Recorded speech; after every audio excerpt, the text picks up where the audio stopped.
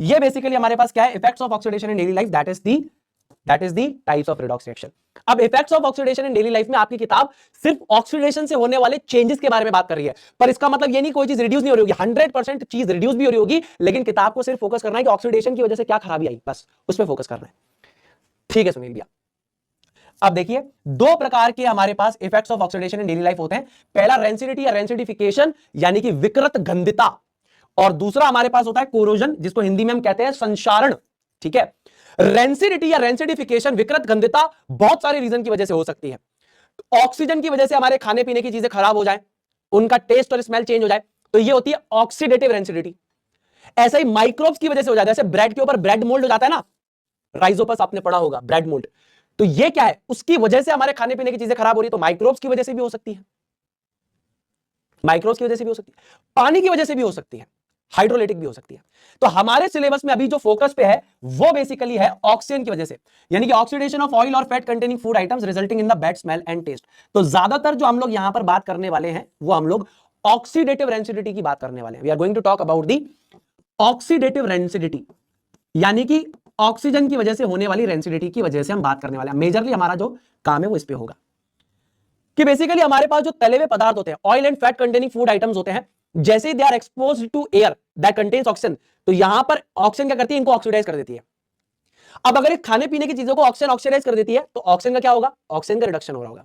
पर किताब का मेन फोकस है खाने के साथ क्या हो रहा है। तो खाने पीने की जो चीजें हैं, oil and fat containing food items है, इसको एयर में प्रेजेंट ऑक्सीजन अगर ऑक्सीडाइज कर देती है तो इनका टेस्ट और स्मेल चेंज हो जाता है, इससे हम कहते हैं विकृत गंधता या फिर रेंसिडिटी। अब इसको आप बचाने के लिए आप क्या कर सकते हैं, आप खाने में एंटीऑक्सीडेंट्स को मिला सकते हैं, जैसे विटामिन सी, विटामिन ई, है ना, दैट इनहिबिट्स द ऑक्सीडेशन।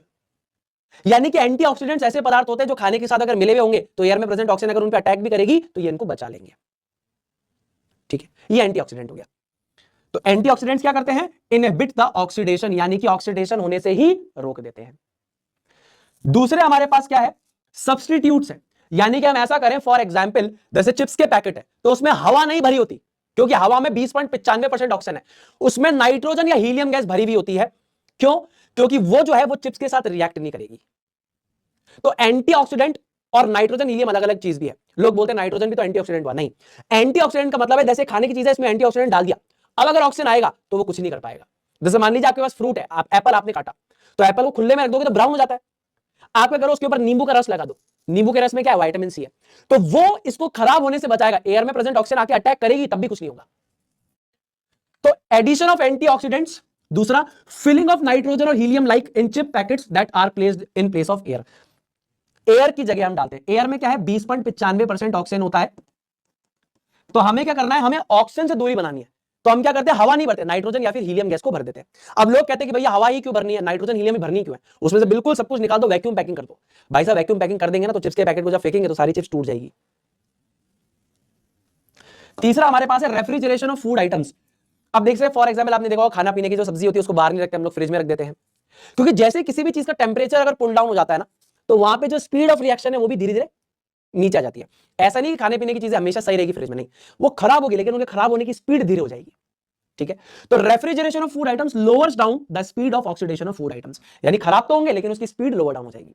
तो रेंसिडिटी रोकने के हमारे पास तरीके क्या है, एंटीऑक्सीडेंट डाल दीजिए, फिलिंग ऑफ नाइट्रोजन और हीलियम गैस, ये एक तरीके से सब्स्टिट्यूट हो जाएगा हवा का, और तीसरा रेफ्रिजरेशन कर दीजिए खाने पीने की चीजों का, जिसकी वजह से यहां पर इनकी जो ऑक्सीडेशन की रिएक्शन है वो स्लो डाउन हो जाएगी। भैया ऑक्सीजन गैस इनको ऑक्सीडाइज कर रही है तो ऑक्सीजन गैस क्या हो रही होगी, ऑक्सीजन गैस रिड्यूस हो रही होगी, इसीलिए रिडॉक्स है। अब ऐसे हमारे पास क्या होता है, कोरोजन होता है, कोरोजन यानी संक्षारण। अब बेसिकली मेटल्स क्या करते हैं, मेटल्स बोलते हैं कि भाई साहब ये मैं मेटल हूं, अब वो एयर में प्रेजेंट ये एटमॉस्फेरिक गैसेस है, ये नॉन मेटेलिक होती है ज्यादातर एटमॉस्फेरिक गैसेस, ये एटमॉस्फेरिक गैसेस जैसे हमारे मेटल को अटैक करती है, मेटल बोलता है आ जाओ मेरे को अटैक करो, क्यों अटैक करो, क्योंकि ज्यादातर एटमॉस्फेरिक गैसेस क्या नॉन मेटेलिक है, इलेक्ट्रॉन लेना चाहती है, और मेटल बोल रहा है इलेक्ट्रॉन ले लो, मेटल बोलता है इलेक्ट्रॉन ले लो मैं स्टेबल हो जाऊंगा, नॉन मेटेलिक गैसेस बोलती है ठीक है हम आके इलेक्ट्रॉन ले लेते हैं। इस चक्कर में इलेक्ट्रॉन लेने देने के चक्कर में मेटल के सरफेस पे कंपाउंड बन जाता है, अब वो मेटल ऑक्साइड हो सकती है, मेटल सल्फाइड हो सकती है, मेटल कार्बोनेट हो सकता है, तो मेटल अपने ऊपर ये जो लेयर बना लेता है इसी को ही कोरोजन कहते हैं। अब ये सरफेस डेटियोरेशन या डिग्रेडेशन प्रोसेस भी कहा जाता है। आप बोलोगे सुनील ये सरफेस डेटियोरेट या डिग्रेड क्यों हुआ, अरे मेटल अकेला होगा तो चमकता है, उसमें शाइनी होता है, वो शाइनी होता है, लशर होता है, उसमें चमकता है, it has a shiny surface, but जैसे ही ये non metallic gases atmospheric gases से इंटरेक्ट करता है इलेक्ट्रॉन का आदान प्रदान होता है, इसके ऊपर सरफेस के ऊपर एक कंपाउंड बना लेते हैं, मेटल चमकना बंद कर देता है, उसके ऊपर metal oxide, metal sulphide, metal carbonate आ गया। तो in which they convert to a more stable form that is metal sulphide oxide and carbonate and more due to the attack of atmospheric gases.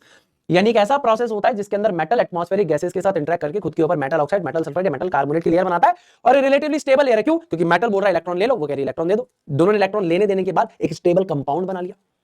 अब इसके बाद metal चमकना बंद कर देता है। इस प्रोसेस को कहते हैं कोरोजन या संचारण। कुछ केसेस में पॉजिटिव है, कुछ केसेस में नेगेटिव है। अब जैसे फॉर एग्जांपल अगर मैं आपको बोलूं कि लोहे की बात करता हूं, तो लोहे के ऊपर क्या होती है? रस्टिंग हो जाती है, आयरन। कोरोजन के प्रकार होते हैं, टाइप्स ऑफ कोरोजन। पहला रस्टिंग, जैसे लोहे की रस्टिंग होती है और इसके ऊपर एक रेडिश ब्राउन कलर की लेयर चढ़ जाती है जिसको हम बोलते हैं रस्ट। ऐसे ही इसका दूसरा प्रकार होता है जिसको हम लोग बोलते हैं टार्निशिंग। जैसे कॉपर में टार्निशिंग होती है, सिल्वर में होती है। कॉपर में ग्रीन कलर की लेयर चढ़ती है, सिल्वर में ब्लैक कलर की लेयर चढ़ती है। तो ये प्रोटेक्टिव लेयर्स होती हैं। तो कोरोजन के दो टाइप्स है, एक रस्टिंग और एक टार्निशिंग। रस्टिंग होता है लोहे में, इस पे बनती है रस्ट। टार्निशिंग होता है कॉपर और सिल्वर में, इनके ऊपर बनती है प्रोटेक्टिव लेयर्स। और इन लेयर्स का भी नाम होता है, इनका नाम होता है पटीना। क्या नाम होता है? पटीना। जैसे आयरन के ऊपर रेडिश ब्राउन लेयर बनी, इसका नाम है रस्ट। इनके ऊपर ग्रीन और ब्लैक लेयर बनती है, इनका नाम होता है पटीना। ठीक है, क्लियर है बात जी?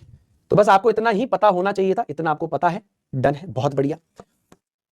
Which of the following gases can be used for the storage of fresh sample of oil for a longer time? इसमें से कौन सी गैसेस बेसिकली हम लोग यूज कर सकते हैं? ऑब्वियसली हमारे पास है हीलियम और नाइट्रोजन। हीलियम और नाइट्रोजन का इस्तेमाल हम कर सकते हैं। दोस्तों अगर समझ में आ गया है तो आए भैया लिख देना, और इस टेलीग्राम चैनल को जरूर से आप लोग ज्वाइन कर लेना।